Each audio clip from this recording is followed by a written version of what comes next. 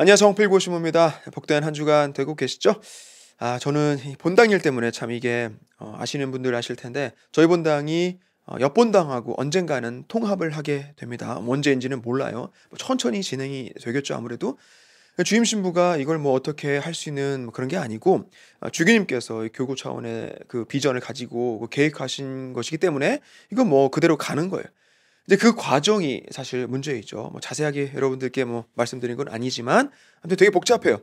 근데 거기에 이제 학교 문제까지 좀 들어와서 지금 아주 뭐 교장하고도 뭐 이런저런 뭐 옥신각신하는 것들이 있는데 뭐 이게 참 만만치가 않아요. 네, 그렇습니다. 뭐 역시 그 '공부가 제일 쉽지 않나.' 뭐 그런 생각도 또 한편으로는 하게 되네요. 아무튼 뭐 그래서 오늘 강의 들어가 보도록 하겠습니다. 자, 지난 시간에는 오스트리아 합스부르크 제국에 대해서 특히 30년 전쟁 그 이후에 그러니까 17세기 중반부터 18세기까지 신성로마 제국 분위기를 좀 이렇게 살펴봤습니다. 1648년 베스트팔렌 조약에 의해서 그 제국 내에 구성하고 있는 그 국가들이 이제 그 어깨를 활짝 펴게 되죠. 종교적인 또 정치적인 그리고 경제적인 자치권을 이제 그들 각자가 뭐 어느 정도 갖게 된 거예요. 뭐 많이 갖게 됐죠. 하지만 상대적으로 제국의 그 중앙 권력은 아주 그 제한이 됩니다. 그래서 합스부르크 왕가는 이제 그 자기네 영토, 그 가문이 소유하고 있는 영토, 즉 오스트리아 등지에서만 실질적인 영향력을 발휘할 수가 있게 돼요. 근데 그 당시 오스트리아라고 하면 뭐 지금의 오스트리아 국경을 생각하시면 안 되고 오스트리아 본토랑 뭐 보헤미아 그러니까 뭐 체코 그 일부 그리고 헝가리, 슬로베니아, 뭐 크로아티아 일부 또 이탈리아 북부까지 약간 이게 포함을 하게 돼요. 아무튼 이제 그러면서 이 오스트리아 합스부르크랑 또 외부 세력하고의 갈등도 계속 되는데 오스만 투르크랑 그 빈 전투도 치르고 프랑스랑은 또 스페인 왕위 계승 전쟁도 치르는 등의 역시 그 팽팽한 라이벌 관계를 이어가게 되죠. 그러는 와중에 내부적으로는 아무래도 후계 문제가 이 합스부르크의 고질적인 고민거리로 아주 골치를 아프게 합니다. 그래서 카를 6세가 어렵게 국사조칙이라는 새로운 법령을 제정하고 마침내 여성도 토지를 상속받을 수 있도록 하는 어떤 장치를 마련을 합니다. 그 신성로마 제국 역사를 통틀어서 물론 공식적으로 여제라고 부를 수는 없지만 바로 이 마리아 테레지아가 오스트리아 합스부르크 제국의 실질적인 통치자, 유일한 여성 군주로 등극을 해요. 테레지아는 그 미모도 출중했지만 그 품위나 카리스마 또 국가 운영 능력 자체가 아주 뭐 탁월했고 그렇게 오스트리아가 근대화 국가로 거듭하는데 아주 지대한 업적을 자랑하게 됩니다. 자, 그래서 이번 시간에는 이렇게 신성로마 제국의 중앙 권력이 약해지는 동안 그 지방 자치권이 강해지면서 또 그 와중에 새롭게 생겨난 국가도 있었는데 바로 프로이센, 영어로 프러시아라고 부르기도 하는 이 프로이센 왕국에 대한 이야기로 이어가 보도록 하겠습니다. 자, 우선 프로이센이라는 어쩌면 우리한테 그렇게 익숙한 국가는 아닌 곳의 역사를 굳이 살펴봐야 할 이유가 있는가를 먼저 얘기를 하고 시작을 하는 게 좋을 것 같아요. 이게 뭐 이제 좀 다름 아닌 근대를 이해하자는 게 우선적인 이유가 된다라고 말씀을 드립니다. 우리가 그 고대에서 중세로 넘어갈 때 또 르네상스를 얘기할 때도 제가 계속해서 좀 이렇게 뜸을 들이듯이 어떤 그 배경 설명을 충분히 했다는 걸 기억하실 거예요. 그냥 뭐 이때부터가 근대 시작입니다라고 그런 식으로 가기보다는 어떤 상황이 근거가 되고 어떤 복잡하죠. 어떤 또 이제 변화가 그 다음 시대를 규정짓게 하는가 이제 그런 전반적인 이해가 중요하다고 저는 생각을 해요. 이제 그 안에서 프러시아, 프로이센이 유럽에 끼친 영향 이를테면 나중에 독일 제국이 만들어지는데도 어떤 주도적인 역할을 했다는 거 그리고 교회사 측면에서 볼 때도 종교적인 다양성의 어떤 그 모델로서 이게 주목할 만한 그런 점들 짚고 가는 것이죠. 아무튼 이제 프랑스, 영국, 이탈리아 뭐 그런 좀 익숙한 국가들이 아닌 조금은 생소하게 느껴지는 그 과거의 국가. 지금은 없죠. 프로이센이 과거의 국가에 대해서 살펴보면서 이제 분명히 흥미로운 포인트들이 있을 거라는 거 먼저 언지를 드리고 시작을 합니다. 자, 그래서 1700년대 초에 그 독일 북부에 위치한 국가들이 연합을 해가지고 이 새로운 왕국이 형성이 되는데 이제 그게 바로 이제 프로이센 왕국이에요. 30년 전쟁 이후에 합스부르크 왕가가 그 중앙 통치권이 약해짐에 따라서 이제 그 틈을 타고 새로운 세력이 대두가 되는 겁니다. 자, 두 국가가 통합을 한 거예요. 브란덴부르크 선제후국 그리고 동프로이센 공국. 조금 생소하죠? 아주 간단하게만 보고 넘어가겠습니다. 브란덴부르크는 위치가 여기 지금 독일 또 폴란드 북부 근방에서 12세기 중반에 신성로마 제국의 변경 백국으로 시작이 됩니다. 변경이라고 하면 영토 경계 지역을 의미하겠죠. 이제 그 전에는 슬라브족이 여기에 자리를 잡고 있었다고 해요. 그리고 이후에는 호헨촐레른이라고 하는 가문이 이 브란덴부르크 통치를 이어갔고 이후에 선제후, 즉 제국 내에서도 황제를 선출할 수 있는 선제후로 인정을 받으면서 이 브란덴부르크도 격상이 됩니다. 그리고 프로이센 공국은 그 기원이 독일 기사단 국가로 가게 돼요. 독일 기사단국이라고 하면 독일 기사단 혹은 튜튼 기사단의 국가라는 건데, 튜튼 기사단은 십자군 원정 이후에 어떤 그 힘이 좀 생긴 것이죠. 자기들끼리. 그래서 자기들만의 국가를 따로 세우겠다라는 겁니다. 그래서 물론 교황 또 황제의 지지를 먼저 얻어야 했겠죠. 그리고는 발트해 남동쪽 연안에 가서 정착을 해요. 그 이후에는 지금의 폴란드, 리투아니아, 라트비아 또 에스토니아까지 그 세력을 키우게 됩니다. 이 지역은 그 전까지는 역시 슬라브계 그 발트족 중에서 프루스인 혹은 프루센인들이 살고 있었는데, 이게 프로이센이라는 지명의 어떤 그 어원이 되는 것이죠. 그리고 1400년대에 들어서면 이 독일 기사단국은 쇠퇴를 하기 시작합니다. 결국 이제 국가 자체는 폴란드 왕국 그 통치하에 들어가게 돼요. 그리고 1500년대 초기로 가면 신성로마 제국하고 그 기사단하고의 관계가 이게 틀어지게 되는데, 이제 그 즈음에 튜튼 기사단 단장이면서 또 기사단국의 군주인 알브레트가 루터교로 개종을 해요. 즉 가톨릭 교회와는 단절을 한 것이죠. 그리고 폴란드 왕국의 봉신으로서 그리고 루터교 국가인 프로이센 공국을 창설하게 돼요. 근데 이 알브레이트는 브란덴베르크의 그 호헨첼레른 가문의 반계였단 말이에요. 이제 그런 관계가 또 영향을 미쳐서 결국 브란덴베르크 선제후국이랑 프로이센 공국이 통합을 하게 됩니다. 그리고 1600년대를 거치면 또 30년 전쟁이랑 또 다른 영토 분쟁을 통해서 프로이센 공국이 폴란드로부터는 또 독립을 해요. 그러고 나서 프로이센 공국이 왕국으로 승격이 됩니다. 이 프로이센 왕국의 기원 역사에서 조금 주목할 만한 부분이 있다면 튜튼 기사단국이 영토를 소유하면서 그렇게 세속화가 된 거, 또 이제 가톨릭 교회랑 등을 지면서 공국으로 성립이 됐다는 점이라고 할 수 있겠죠. 그리고 이후에 루터교로 이제 국교를 바꾸면서 브란덴부르크랑 통합이 되고 마침내 왕국으로 이제 어떤 독립국가로서 자리를 잡는데, 이것이 또 나중에 가면 독일의 통일 그 기초를 마련하게 된다라고, 일단은 좀 복잡한 것 같은데 그렇게 아시면 되겠습니다. 그래서 프로이센 왕국이 이제 성립을 하는데, 여기서 중요한 점은 새로운 하나의 국가를 세우는데 무슨 카페 하나 차리듯이 할 수 있는 게 아니라는 거예요. 땅이랑 군대 그런 거 다 하고 나서도 신성로마 제국 황제의 승인이 있어야만 했다는 겁니다. 그리고 황제가 아닌 그 다른 제후국들의 통치자들은 황제면 당연히 안 되고 왕이라는 호칭도 쓸 수가 없었어요. 공작, 백작 그런 거죠. 주교령에서는 주교가 군주이고 기사단국에서는 기사단장이 군주예요. 하지만 왕, 킹이라고 부르지는 못한다는 거예요. 근데 어떻게 프로이센 왕국이 됐느냐? 자, 우선 프로이센 왕국은 브란덴부르크랑 동프로이센 공국이 합쳐진 국가라고 그랬죠. 그리고 동프로이센 그 공국은 사실 폴란드, 리투아니아 연방의 봉신국이었지 신성로마 제국 영토 안에 있지는 않았던 거예요. 그래서 엄밀히 말하면 법적으로는 브란덴부르크 쪽만 신성로마 제국 황제의 그 권위를 인정하고 있지, 동프로이센에서 독립적인 왕국을 선포한다라고 하면 사실 아무 문제가 없었어요. 하지만 그래도 당시 프리드리히 3세인데 황제인 레오폴트 1세의 승인을 요청하기로 합니다. 왜냐?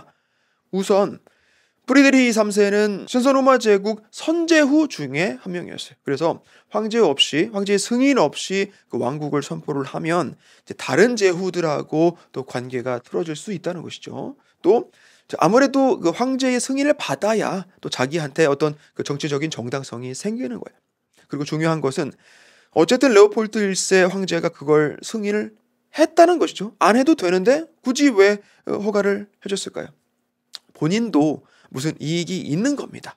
자, 당시 그 스페인 왕위 계승 전쟁을 치르면서 신성 로마 제국이랑 프랑스가 대립 상태에 있었는데 프로이센에서 저희가 군대 그 지원 보내드리겠습니다라고 그러는 거예요. 그래서 뭐 어쨌든 서로가 윈윈하는 즉 정치적인 배경이 있었던 것이고 신성 로마 제국 입장에서만 보면 이제 그렇게 한 제후국이 왕국 칭호를 쓰겠다는데 인정을 해줘야 할 만큼 어떤 그 황제의 권위가 많이 무너져 있던 상태라는 걸 알 수가 있죠. 그래서 이제 그렇게 프리드리히 3세 선제후는 이제 개신교를 국가 이념으로 삼는 프로이센 왕국의 초대 국왕으로서 1701년 프리드리히 1세가 됩니다. 그래서 이 프리드리히 1세 그 통치기에는 프로이센이 왕국으로서 국제적인 위상을 높이고 또 유럽 내에서 또 하나의 강국으로 자리매김할 수 있도록 그 기초를 쌓는 게 가장 중요했어요. 군사적인 역량도 한층 강화를 하면서 교육에도 많이 투자를 하고 또 한편으로는 국가적인 어떤 그 저력을 드러내기 위해서 웅장하게 그 궁정도 짓고 예술 작품들도 많이 들여놓고 그럽니다. 초대 국왕으로서 대단한 업적을 남겼지만 경제적인 관리에는 크게 신경을 못 쓴 게 아닌가라는 평가를 하기도 해요. 자, 이제 그리고 프리드리히 1세 후임으로 이제 아들인 빌헬름이 왕위에 오르게 됩니다. 빌헬름은 그 아버지의 그 화려하고 또 어떻게 보면 사치스러운 궁정 생활에 대해서 좀 반대를 했어요. 대조적으로 아주 검소한 가치관을 지키기로 합니다. 그러면서 이 빌헬름 1세는 군대를 엄청나게 확장을 해요. 약 8,300명 그 정규군을 보유한 군사 강국으로 그렇게 프로이센은 성장을 합니다. 그래서 물론 행정적인 부분에 또 교육 정책까지 개혁을 했다는 업적도 있지만 가장 중요한 건 아무래도 프로이센을 군사적인 강국으로 그것도 경제적인 기반을 갖춘 강대국 그 반열에 올려놨다는 점을 빌헬름 통치기의 주요 사항이라고 볼 수 있을 것 같아요. 그리고 이제 드디어 프로이센 왕국 제3대 국왕인 프리드리히 2세가 등극을 합니다. 프리드리히 대왕이라고 불리울 정도로 프로이센 왕국 역사에서는 가장 중요한 군주로 꼽히는 인물이에요. 1712년생이고 어려서부터 음악이랑 철학 또 문학에 아주 깊은 관심을 보였다고 합니다. 그런데 아버지 빌헬름 입장에서는 이 아들을 미래 왕으로 키우면서 특히나 군국주의를 지향했기 때문에 역시 아들 프리드리히도 군사 중심적으로 굉장히 엄격하게 교육을 시켜요. 이제 그러다가 프리드리히가 그런 이제 강압적인 교육을 참지 못해서 가출을 해버립니다. 궁정에서 탈출을 해가지고 영국으로 가버리겠다라는 계획을 세워요. 근데 결과적으로 실패를 합니다. 그리고 이때 같이 탈출을 도모했던 친구 한스 헤르폰 폰 카테라는 인물이 있었는데 가차없이 처형을 당하게 돼요. 그래서 이 프리드리히 왕자는 너무 무서운 거죠. 그 뒤로는 제 아버지한테 찍소리도 못하고 착한 아들 그 행세를 하면서 결국엔 그 성에 갇혀서 생활을 하게 됩니다. 그렇게 거기서 열심히 그냥 공부만 하면서 지내게 되는 거예요. 그래서 군사 전략부터 해서 외교뿐만 아니라 여러 언어까지 다 섭렵을 해요. 물론 강제적으로 우리식으로 표현하자면 주입식 교육을 받았지만 어쨌든 그 덕에 그 왕위에 오를 즈음이 돼서는 이미 적어도 이론적으로는 완벽하게 준비가 된 국왕의 제목이 되어 있었어요. 1740년입니다. 프리드리히 2세는 28살이었어요. 그 1740년이면 바로 옆에 오스트리아 합스부르크 제국 그 영토를 마리아 테레지아가 그 23살 나이로 상속받게 된 그 해이기도 하죠. 마리아 테레지아 입장에서는 프리드리히 2세가 아주 철저하게 견제를 해야 할 그런 대상이 되는 거예요. 그 두 젊은 군주들 통치하 시작한 그 해부터 벌써 그 오스트리아 왕위 계승 전쟁이 시작이 됩니다. 지난 시간에도 잠깐 언급을 드렸는데 그 독일 중부에 있는 작은 나라 슐레지아라는 곳을 공격을 합니다. 결과적으로는 프로이센이 여기 슐레지아를 편입하는 데 성공을 하죠.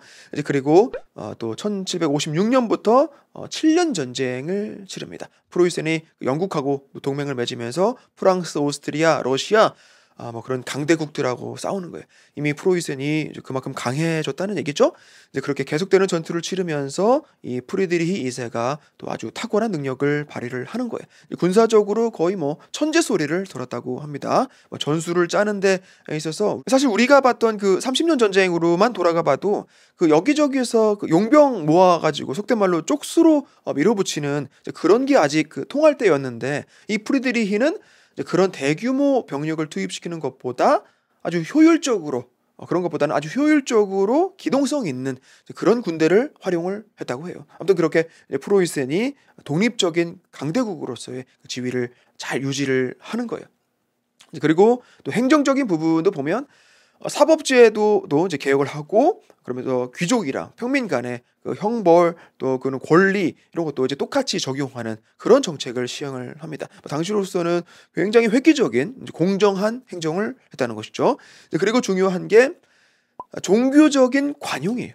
종교적인 관용. 개신교 국가잖아요. 근데 개신교 국가인데도 가톨릭을 허용을 합니다. 심지어는 유대인들 포함해서 또 다른 모든 종교를 다 관용을 해요. 중세에는 있을 수 없는 개념이죠.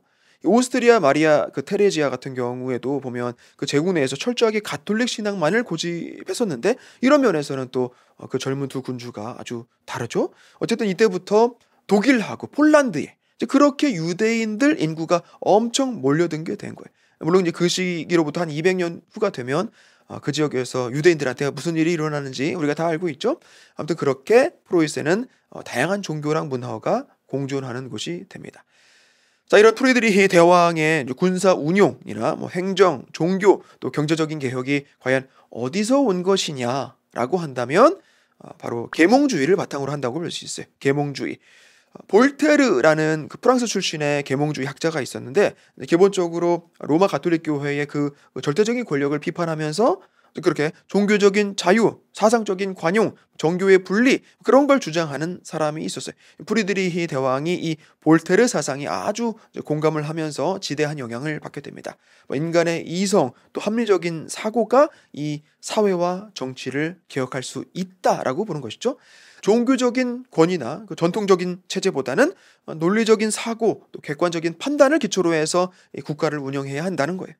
프리드리히 대왕의 그 종교 정책, 교육, 예술, 학문 뭐 이런 모든 분야에 바로 이 계몽주의 사상이 바탕이 됐다 이 말이에요. 자, 그렇게 프리드리히 대왕 간단하게 정리하자면 계몽주의를 기초로 해서 프로이센이 유럽의 강대국 반열에 올라가는데 성공을 시켰다라고 하면 되겠죠.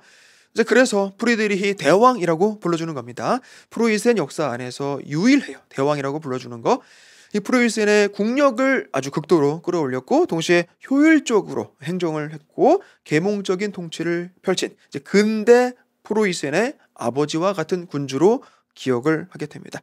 그래서 이런 프로이센이 이제 머지않은 미래에 독일이라는 통일 국가가 형성되는데 그 기반을 만드는 거예요. 이제 또 그때 되면 필요할 때 다시 또 얘기를 하게 되겠습니다. 자, 그래서 오늘은 여기까지. 지난 시간 오스트리아 얘기에 비하면 좀 후딱 넘어간 느낌이 없지 않은데, 실제로 합스부르크에 관련된 역사가 훨씬 복잡하기는 합니다. 어쨌든 중요한 건 이 시기 근대 초기에 유럽 국가들의 그 국가 운영 방식의 기본이 사상이 되는 계몽주의에 대한 얘기를 아주 조금씩 하고 있는 거예요. 아직은 뭘 다 이렇게 이해하려고 그러지 않으셔도 됩니다. 그냥 이렇게 흘려듣고 아마 다음 시간 정도에 가서 조금 이제 깊은 얘기 들어갈 때 뭐 이런 게 다 도움이 되지 않을까 싶어요.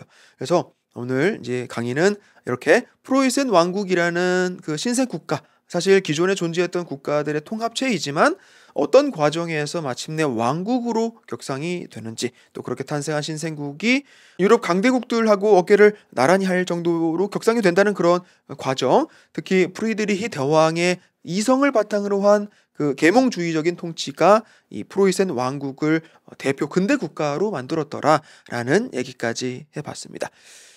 이제 다음 시간에는 러시아로 가보려고 해요. 러시아를 언급한 게 몇 번 있긴 했는데, 이제 거슬러 올라가면 바이킹 시대 때 처음으로 러시아의 기원을 잠깐 얘기하고 갔던 기억이 납니다. 이 근대 시기까지의 그 러시아가 또 어떤 과정을 거쳐왔고, 지금 우리가 한창 그 18세기를 보고 있는데 과연 러시아에서는 어떤 위대한 통치자들이 있었나, 표트르 대제 또 예카테리나 대제 이름 정도는 익숙하실 텐데 이제 거기까지 이어서 가보도록 하겠습니다. 한 주간 건강하시고 저는 다음 시간에 뵙겠습니다. 고맙습니다.